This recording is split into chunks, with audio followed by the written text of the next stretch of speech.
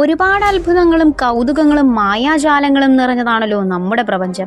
പ്രപഞ്ചത്തെ അടുത്തറിയാൻ നമ്മുടെ ഒരു ആയുസ്സൊന്നും പോരാ, അത്രയധികമുണ്ട് കാര്യങ്ങൾ. പ്രപഞ്ചം എന്നാൽ കണ്ണുകൾ കൊണ്ട് കാണാനാവുന്നതും അല്ലാത്തതുമായ എല്ലാത്തിനെയും ഉൾക്കൊള്ളുന്ന ഒരു വാക്കാണ്. ഭൗതികമായ വസ്തുക്കളും ഊർജവും ഗ്രഹങ്ങളും നക്ഷത്രങ്ങളും നക്ഷത്രക്കൂട്ടങ്ങളും അങ്ങനെ എല്ലാം ഇതിൽ പെടുന്നു. പ്രപഞ്ചം എത്രയോ വിശാലമാണ്. ജ്യോതിശാസ്ത്രജ്ഞർ ദൂരദർശിനി ഉപയോഗിച്ച് ദൂരത്തുള്ള നക്ഷത്രങ്ങളെയും നക്ഷത്രക്കൂട്ടങ്ങളെയും വീക്ഷിച്ചു വരുന്നു. ശാസ്ത്രം പുരോഗമിച്ചതുകൊണ്ട് നമുക്കിപ്പോൾ പ്രപഞ്ചത്തെക്കുറിച്ച് അല്പം വിശാലമായ അറിവുകളുമുണ്ട്. എങ്കിലും ചുരുക്കത്തിൽ ചില കാര്യങ്ങൾ നമുക്ക് നോക്കാം. പ്രപഞ്ചത്തിൽ നമ്മുടെ ഭവനമായ ഭൂമി ഉൾപ്പെടുന്ന 8 ഗ്രഹങ്ങൾ സൂര്യൻ എന്ന നക്ഷത്രത്തെ ചുറ്റിക്കൊണ്ടിരിക്കുന്നു.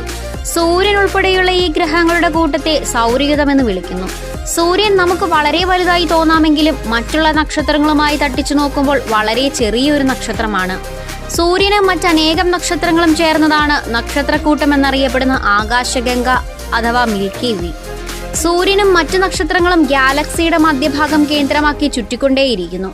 നമ്മുടെ മിൽക്കി വേ ഗാലക്സിയിൽ ഏകദേശം 100 ബില്യൺ നക്ഷത്രങ്ങളുണ്ട്. അല്പം കൂടി വിശദമായി പറഞ്ഞാൽ സെക്കൻഡിൽ ഒരു നക്ഷത്രം വെച്ച് നാം എണ്ണാൻ തുടങ്ങിയാൽ ഏകദേശം 3000 വർഷത്തോളം വേണ്ടിവരും ആകാശഗംഗയിലെ നക്ഷത്രങ്ങൾ മാത്രം എണ്ണിത്തീരാൻ. ചില ഗാലക്സിയിൽ 400 ബില്യൺ നക്ഷത്രങ്ങൾ വരെയുണ്ട്. അതുമാത്രമല്ല, ഏകദേശം 125 ബില്യൺ ഗാലക്സികൾ പ്രപഞ്ചത്തിലുണ്ട്. അടുത്തിടെ ഒരു ജർമ്മൻ സൂപ്പർ കമ്പ്യൂട്ടർ പുറത്തുവിട്ട വിവരപ്രകാരം 500 ബില്യൺ ഗാലക്സികൾ ഉണ്ടെന്നാണ് കണക്ക് കൂടിയാലും കുറഞ്ഞാലും നമ്മുടെ തലയ്ക്കകത്ത് നിൽക്കുന്ന കണക്കൊന്നുമല്ലിത്. ഒരു മനുഷ്യൻ തന്റെ ആയുസ്സിൽ മുഴുവൻ സമയവും യാത്ര ചെയ്താലും നമ്മുടെ സ്വന്തം ഗാലക്സിയായ മിൽക്കി വേ ഗാലക്സി കുറുകെ കടക്കാൻ കഴിയില്ല. ഭൂമിയിൽ യാത്രകൾക്ക് ദൂരം അറിയുവാൻ നാം കിലോമീറ്റർ എന്ന അളവാണ് ഉപയോഗിക്കുന്നതെങ്കിൽ ശൂന്യാകാശത്ത് ഭൂമിക്ക് വെളിയിൽ പ്രകാശവർഷം എന്ന അളവാണ് ഉപയോഗിക്കുന്നത്. പ്രകാശം ഒരു സെക്കൻഡിൽ ഏകദേശം 3 ലക്ഷം കിലോമീറ്റർ വരെ സഞ്ചരിക്കുന്നു. പ്രകാശം ഒരു വർഷം കൊണ്ട് സഞ്ചരിക്കുന്ന ദൂരമാണ് ഒരു പ്രകാശവർഷം. എന്തിനാണ് ഇത്രയും വലിയൊരു കണക്ക്? കിലോമീറ്ററിന്റെ കണക്കുമായി ഭൂമിക്ക് വെളിയിൽ ചെന്നിട്ട് ഒരു കാര്യവുമില്ല. ഉദാഹരണമായി ആൻഡ്രോയിഡ എന്ന ഗാലക്സി നമ്മുടെ മിൽക്കി വേ ഗാലക്സിയുടെ ഏറ്റവും അടുത്തുള്ള ഒരു ഗാലക്സിയാണ്. എന്നാൽ അവിടേക്കുള്ള ദൂരം എത്രയാണെന്നറിയാമോ? 21 ക്വിൻട്രില്യൺ കിലോമീറ്റർ. എന്നാൽ പ്രകാശവർഷ കണക്കനുസരിച്ച് 2.3 മില്യൺ പ്രകാശവർഷമാണ് അവിടത്തേക്കുള്ള ദൂരം. ഇന്ന് ലോകത്തിൽ വെച്ച് ഏറ്റവും വേഗതയുള്ളത് പ്രകാശത്തിനാണ്. പ്രകാശ വേഗതയിൽ സഞ്ചരിക്കുന്ന ഒരു വാഹനവുമായി സൂര്യനിലേക്ക് ഒരു യാത്ര പോയാൽ 8.3 മിനിറ്റ് കൊണ്ട് നമുക്ക് സൂര്യനിലെത്താം. പക്ഷേ സൂര്യൻ ഉൾപ്പെട്ട മിൽക്കി വേ ഗാലക്സി ഒന്ന് കുറുകെ കടക്കാൻ 10,000 വർഷം പ്രകാശവേഗതയിൽ നാം സഞ്ചരിക്കണം.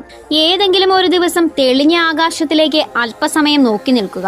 പലതരത്തിലുള്ള നക്ഷത്രങ്ങൾ നാം കാണുമല്ലേ? എന്നാൽ നാം അറിയാത്ത ഒരു അത്ഭുതം നടക്കുന്നു. എന്താണെന്നറിയാമോ? നാം നൂറ്റാണ്ടുകൾക്ക് പിന്നിലേക്ക് സഞ്ചരിക്കുന്നു. ഒരുപക്ഷെ ഭൂമിയിൽ ജീവജാലങ്ങൾ ഉണ്ടാകുന്നതിലും പുറകിലേക്ക്. അതെങ്ങനെയെന്നല്ലേ? ഇപ്പോൾ നാം കാണുന്ന പല നക്ഷത്രങ്ങളും പ്രത്യക്ഷത്തിൽ അഥവാ നാം കാണുന്നത് പോലെ അവിടെയില്ല. നാം ഒരു വസ്തുവിനെ കാണുന്നത് എങ്ങനെയാണ്? പ്രകാശം ഏതെങ്കിലും ഒരു വസ്തുവിൽ തട്ടി തിരികെ നമ്മുടെ കണ്ണുകളിൽ പതിക്കുമ്പോഴാണ് നാം ആ വസ്തുക്കളെ കാണുന്നത്. വളരെ ദൂരെയുള്ള നക്ഷത്രങ്ങളെ നാം കാണുന്നത് അവയിൽ നിന്നുള്ള പ്രകാശം നമ്മുടെ കണ്ണിൽ പതിക്കുമ്പോൾ മാത്രമാണ്.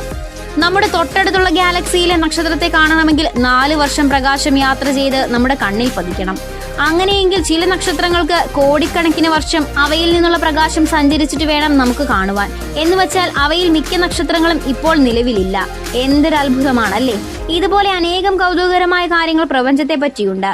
നാം കാണുന്ന എല്ലാ വസ്തുക്കൾക്കും ഒരു നാശമൊരിക്കലുണ്ട്. നാം കഴിക്കുന്ന ഭക്ഷണം എത്ര വേഗമാണ് ചീത്തയാകുന്നത് അല്ലേ? ഇരുമ്പ് തുരുമ്പിക്കുന്നു, വസ്ത്രം നശിക്കുന്നു, എല്ലാ വസ്തുക്കളും നശിക്കുന്നു.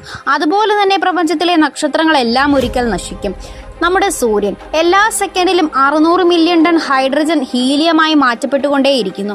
എത്രയോ നാളുകളായി ഈ സൂര്യൻ അങ്ങനെ കത്തിക്കൊണ്ടേയിരിക്കുന്നു. പക്ഷെ എന്നും അങ്ങനെയാണെന്ന് ധരിക്കരുത്. ഹൈഡ്രജന്റെ സ്രോതസ് എന്ന് തീരുമോ അന്ന് സൂര്യനും നിശ്ചലമാകും. എന്ന് വെച്ചാൽ ഇന്നോ നാളെയോ അല്ല, ഏകദേശം 7 ബില്യൺ വർഷത്തോളമെങ്കിലും കത്തുവാനുള്ള ഇന്ധനം ഇപ്പോഴും സൂര്യനിൽ അവശേഷിക്കുന്നു. ഹീലിയം സൂര്യനിൽ കൂടുന്നതനുസരിച്ച് ഹൈഡ്രജനും കത്തുവാനുള്ള സാധ്യതയുണ്ട്. അങ്ങനെ സംഭവിക്കുമ്പോൾ സൂര്യന്റെ വലിപ്പം അല്പം കൂടെ വലുതാകും. ഏകദേശം 1 ബില്യൺ വർഷങ്ങൾ കഴിയുമ്പോൾ സൂര്യന്റെ വലിപ്പം 10% വർദ്ധിക്കും. ഏകദേശം 3.5 ബില്യൺ വർഷങ്ങൾ കഴിയുമ്പോൾ സൂര്യൻ 40%-ഓളം വലുതാകും. അപ്പോൾ ഭൂമിയിലെ മഹാസമുദ്രങ്ങളൊക്കെയും വറ്റി വരണ്ടിരിക്കും. പിന്നീട് ഒരിക്കലും മനുഷ്യവാസം ഭൂമിയിൽ സാധ്യമാവുകയുമില്ല. കത്തിത്തീരുവാൻ ഇന്ധനമില്ലാതെ വരുമ്പോൾ സൂര്യനും ഒരിക്കൽ നശിക്കും. മാത്രമല്ല ഒരു തമോഗർത്തമായി മാറി ചുറ്റുമുള്ള എല്ലാത്തിനെയും വലിച്ചെടുക്കും. പിന്നീട് ഒരിക്കലും തിരിച്ചു വരാൻ പറ്റാത്ത രീതിയിൽ ഈ പ്രപഞ്ചത്തിലേക്ക് നാം നോക്കിയാൽ എല്ലാം നശിക്കുന്നതാണെന്ന് മനസ്സിലാക്കും. നിങ്ങൾക്ക് ഈ വീഡിയോ ഇഷ്ടമായാൽ ലൈക്ക് ചെയ്യാനും ചാനൽ സബ്സ്ക്രൈബ് ചെയ്യാനും മറക്കരുതേ.